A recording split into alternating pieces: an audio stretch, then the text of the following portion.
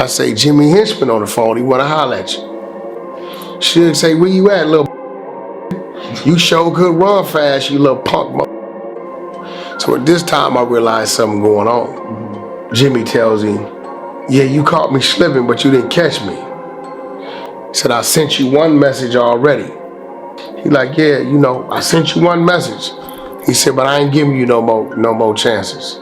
Next time I catch you, you know what it's going to be. In the early 1990s, Suge Knight and his business partner Dr. Dre had taken over hip-hop with their newly formed record label, Death Row Records, launching their first project in December 1992, The Chronic, which went on to sell millions throughout 1993. Suge Knight wasn't just a music mogul. Behind the music, he was notoriously known as the most dangerous man in hip-hop. Suge's horror stories date back to the late 80s, when he was first getting his foot in the music business. Suge grew up on the east side of Compton in the Linwood section, an all-blood territory belonging to the East Side mob Pirates. Suge himself didn't claim any sets growing up, but was definitely close with many bloods in his neighborhood. Instead of focusing on gangbanging, Suge pursued becoming a football prospect, playing for the University of Nevada for 2 years.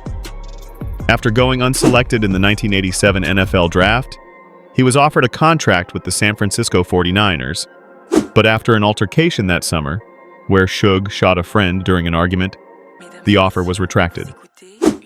He was later invited to the Los Angeles Rams training camp, but got cut. Suge eventually became a replacement player during the 1987 NFL Players' Strike, appearing in only 2 games before being cut again, leading him to the music industry. Around this time, a gangster and convicted criminal named James Roseman, also known as Jimmy Henchman, was also trying to get into the music business. Born on February 5, 1965 in Harlem but raised in Brooklyn's Vandiver Gardens projects, Jimmy was raised by Haitian immigrant parents who divorced when he was young, leaving his mother to raise 5 kids alone. Roseman started acting out by age 16, leading to his first arrest for stealing a bike. Sent to Rikers Island juvenile detention, he met Kelvin Martin, aka 50 Cent, and other criminals, pulling him deeper into New York's underworld. While incarcerated, he earned the nickname Jimmy Ace. After his release, Roseman got deeper into the streets, and by 18, he was already facing multiple charges, including criminal possession of a firearm. Though cut loose, he was arrested again 3 months later for robbery and second-degree murder, managing to escape that charge, but soon arrested once more for firearm possession. Somewhere along the way, he became known as Jimmy Henchman. After his time in Rikers, he wanted to go legit. By the late 80s, he had built a reputation as one of Brooklyn's most feared street figures. But in 1991, he co-founded the hip-hop mega-conference How Can I Be Down, seeing hip-hop as his escape from crime. Henchman was also behind Salt-N-Pepa's 1993 hit Shoop, which peaked at number 4 on the Billboard Hot 100. In 1992, Dr. Dre, co-founder of Death Row, started beefing with Miami rapper Uncle Luke, whose artist JT Money dissed Dre on the track Fakin' Like Gangstas in February 1992. Things escalated when Dre and Snoop dissed Luke back on Dre Day from The Chronic in December '92. The video dropped in May 1993, with the B-side single Puffin' on Blunts and Drankin' Tanqueray containing more disses aimed at Luke. At the same time, the East Coast versus West Coast beef was heating up and Suge Knight was eyeing control of both coasts. Jimmy Henchman was only just starting in music, and by 1993, his beef with Suge Knight would begin. According to Lance Unrivera, Uncle Luke invited Suge, Dre, and Snoop to Miami to squash the tension. This time, Luke and Suge and them was at war. Luke invites us all down to Miami. I was there when the Jimmy Henchman beef started with Suge Knight, because this was the original beef that they encountered. During this time, Jimmy was managing artists throughout New York, one of them being a rapper from Flatbush, Brooklyn named Little Sean. This leads us to November 30th, 1994, when Jimmy Henchman allegedly set up Tupac at Quad Studios in Manhattan, where he was shot 5 times. Tupac thought he was going there to earn $7,000 to record a song for one of Jimmy's clients, Little Sean, but instead ended up being robbed and shot. I mention this because Tupac would eventually sign with Death Row after Suge Knight bailed him out in October 1995.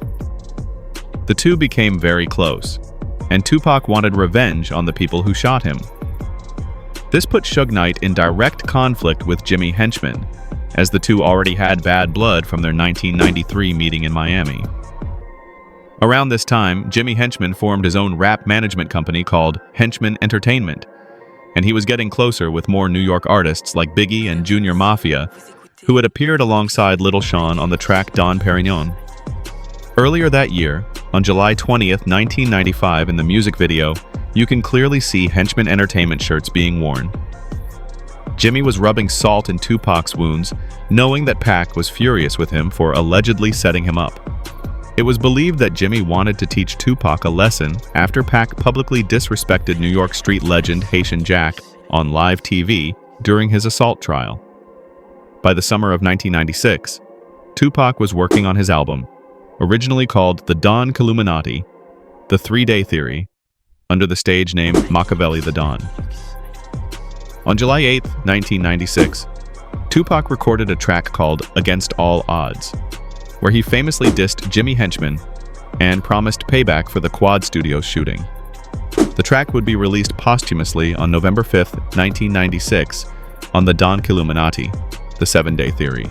And did I mention, promise to pay back Jimmy Henchman in due time? I need you just listening. After this, Suge and Jimmy's relationship stayed sour, and things quickly turned deadly. In 2004, Jimmy Henchman was managing his newest client, Compton rapper The Game. The Game was a protege of Dr. Dre, who had been Suge Knight's bitter enemy ever since Dre left Death Row back in February 1996. Suge had tried to sabotage everything Dre did, and seeing Dre's new artist becoming one of the biggest rappers in the game didn't sit well with Suge Knight. On August 29, 2004, at the MTV VMAs in Miami, Suge and The Game ran into each other and had a face-off. Rumors began spreading online that Suge Knight allegedly slapped The Game in the face. According to Game, his version of the story is that Suge never slapped him, and that it was just a brief confrontation. Years later, in 2019, The Game claimed in an interview that he had actually pulled a gun on Suge during the altercation, but this has never been confirmed. Adding fuel to the rumors, Yukemouth mentioned the incident on his diss track aimed at The Game. The Game would go on to address the rumors on his 2004 mixtape, Welcome to Compton Part 3, on the track New York, 5. Streets is talking, Game got slapped by Suge. False, I was face to face with. I bring this up because Jimmy Henchman, being Game's manager at the time, didn't like how Suge was trying to intimidate his artist.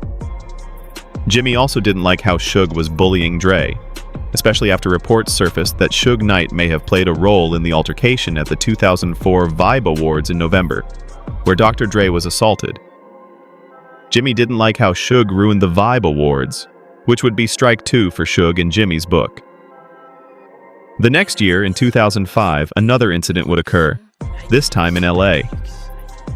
Sometime in mid-2005, street legend and Rollin' 60s Crip Big U was doing business with Jimmy Henchman, helping Game secure a contract to have his own shoe. Big U was also cool with Suge because he was close with Corrupt, who was signed to Death Row at the time, and was also the president of Death Row.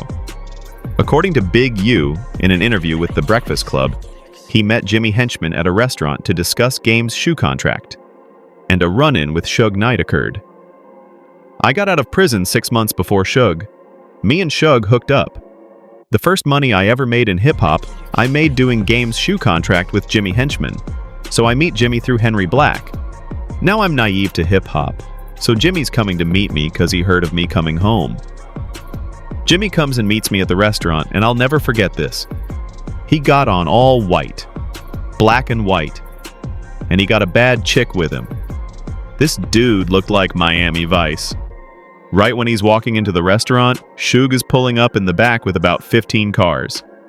Suge was coming to pick me up. I was gonna meet Jimmy, then jump in with Suge and roll off. Now there's like 20 dudes coming and they're walking in. I was like to Jimmy, why don't you go leave out the back and I'll talk to Suge? And the dude Jimmy was like, I can't do that. That's where I gained a measure of respect for him, because he was like, I can't run. And it was just him and the female. I don't know if he was strapped or not. I made an appeal to Suge. I'm not telling Suge what to do. I'm like, listen, I'm trying to do business with this dude. Evidently, his appeal did help cool down the tension, though not entirely. Suge blew a puff of smoke and told Jimmy, my brother is the only reason you're gonna make it out of here. And I'm like, damn, I gotta learn these politics. On August 28, 2005, the MTV VMAs would take place at the American Airlines Arena in Miami. Suge Knight and Jimmy Henchman would both attend the show. Kanye West hosted an after-party at the Shore Club after the show, and Suge was at the after-party along with Jimmy. After midnight, Suge Knight was reportedly shot. Witnesses said Suge was sitting at a table in the VIP Red Room section of the Shore Club when a man walked up and opened fire. A police report described the shooter only as a black male wearing a pink shirt. Suge would be admitted to Mount Sinai Medical Center in Miami Beach, where he was reported to be in good condition. Hospital officials said he was scheduled for surgery to remove a bullet from his leg and repair a broken bone. A group of friends waiting at the hospital said Knight was alert and talkative after the shooting. It has been speculated that Jimmy Henchman was allegedly behind the shooting. Veteran industry photographer Johnny Nunez would later describe what happened that night on a podcast in 2017. He claimed that Jimmy Henchman pulled him to the side and wanted to take a photo, and that's when the shooting occurred, suggesting Jimmy might have wanted Suge being shot to be caught on camera. About a few weeks prior, or maybe the year before, Kanye West, the Shore Club, I'll never forget, it was very vivid. Jimmy Henchman tells me, Johnny, come get this shot. And I remember that the game was there, and I knew that Suge Knight had beef with the game. Mm-hmm. It wasn't, excuse me. The game wasn't there. Jimmy was there, who managed the game at the time. Right. And he says, come with me, I want you to take this photograph. But I just saw Suge Knight by the bar. I said, Jimmy, I don't think it's a wise idea to go over there. He said, nah, it's a wise idea. Get your camera. When I give you the head nod, I want you to get this photo. I'm like, well, okay. So next thing I know, I follow him, and there's Suge Knight leaned up against the bar, and he was, with this talented blow, he'd make a perfect circle of a cigar smoke. Yeah. Mm-hmm. And I'm like, oh, what the hell?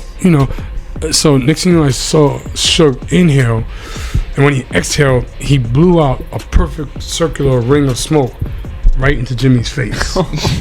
And then Jimmy went one head nod to the left, and then he looked at me and went one head nod to me. I'm like, what am I shooting? Some guy with a musket just comes from behind Suge and boom, shoots him right there. And I'm like, holy shit. And I'm like, holy shit. Everyone, like a movie, for one split second, it was like as if everyone was frozen. Then, pure anarchy. Everyone's just stepping on top of each other. People are falling. Glasses are breaking. People are screaming. Fast forward to some time after the shooting, Jimmy Henchman was still managing Game.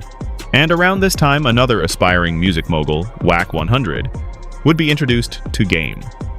According to Wack 100, another incident between Suge and Jimmy took place in LA. Wack says that Suge approached Jimmy Henchman at the Century City Plaza in LA, where Jimmy allegedly ran away from Suge Knight. Now, this is all according to Wack. According to him, after that incident, Jimmy was pissed and called Wack 100, demanding that Wack put Suge Knight on the phone. Wack then got them on a three-way call, during which Suge called Jimmy a dude and said he was a fast runner for allegedly running away from him. Then, Jimmy Henchman allegedly told Suge Knight that he had already sent Suge a warning, and that next time the gun barrel would be raised, meaning instead of shooting him in the leg, he would be shot in the head. This was referring to the Miami shooting in 2005 at the VMA afterparty, implying that was just a warning. Jimmy calls my phone. Yo, get Suge on the phone. Everything straight? Yeah. Why get Suge on the phone? Call Suge. Hey, he's like, what up? I say, Jimmy Henchman on the phone. He wanna holler at you. Suge say, where you at, little? You sure could run fast, you little punk mother.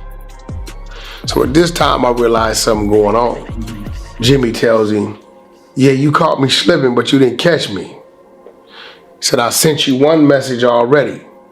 He like, yeah, I sent you one message. He said, but I ain't giving you no more chances. Next time I catch you, you know what it's gonna be, right? So I guess Jimmy Suge had called him at the Century City Plaza, and Jimmy ran from him. Must have been by himself. I don't know if Suge was by himself, had a couple guys with him. But Jimmy little dude, and Jimmy fights his wars the way he fights his wars. By any means, he wasn't scared on the phone. He was a little frustrated and pissed off that dude that came at him that way, to a point to where he alerted him on some shit that we was all totally in the blind about. We didn't know he had anything to do with it. So he told him and let him know from this day on it's on. And then got off the phone. Fast forward. Florida. Y'all remember? Kanye West party. Henchman? Uh-oh. Bus on him. On Pyro. Jimmy told that on this phone number, on the three-way, hey, keep playing. I sent you a message already and got you shot in the ass. You keep playing, I'ma have 5,000, raise that barrel up. After that, things between Jimmy and Suge fizzled out as Jimmy shifted his attention to his growing feud with 50 Cent and Tony Yayo. By June 2011, Jimmy Henchman's world came crashing down when he was arrested on charges of running a massive drug trafficking empire. More trouble followed in 2017 when he was hit with extra charges tied to the alleged murder of G-Unit affiliate Lodi Mack, landing him a life sentence plus 30 years. As for Suge Knight, his fate was sealed in January 2015 after he allegedly ran over two men on the Straight Outta Compton set, leading to a 28-year prison sentence. That's how it all ended. The saga of Suge Knight and Jimmy Henchman, two of hip-hop's most feared figures, both meeting the same fate behind bars.